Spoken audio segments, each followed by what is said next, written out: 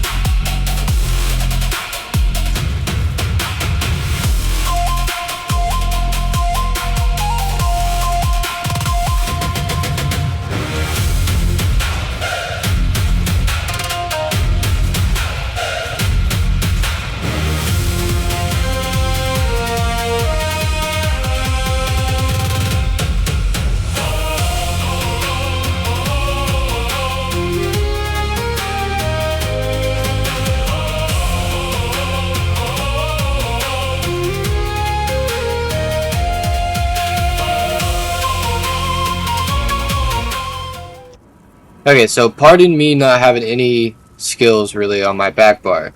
I don't have skill points, so I can only pretty much stat into Werewolf right now. But I will say, what's cool about this build is that you can run it without Werewolf. So if you run out of ult and you're back in your, I guess, man form, uh, it's good. So, I mean, you just pretty much slot twin slashes on your front bar, etc., etc. Vat staff, you know, we got that on here, so you slot on your elemental sus. Overall, this build is really good. It's your typical werewolf, guys. It's just the cheese, you know, like Pelican posted about Serpent Sustain. I already knew Serpent Sustain was going to be good on Wolf from the get-go. I was trying not to be a meta slave, but it's really like the best option for a Wolf, considering you have so many status effects. I gotta say though, this thing shreds. All right, everybody else was running like a two 5 pieces or whatever. I was like, I don't know, because I kind of want to have a build that if I lose Werewolf ult, it would still work, and also I wanted a build that just maximized pressure. And to me, Marcelog made the most sense. It's probably the best like pressure. As far as open world goes, probably the best pressure you can get from a monster set. It just does so much damage, and if you have multiple people in your group with Marcelok on, you are going to nuke everybody, hands down. It's probably my favorite monster as far as open world goes. Yeah, I mean, I got double swords here. Your weapon passives don't matter. I think only a few of them matter, like out of certain skill lines. I know the major expedition, yeah, major expedition for bow, it works in werewolf form. So if you wanted to go bow, you can. And I don't know that there's a few other ones like sword and board. The 5% damage increase works.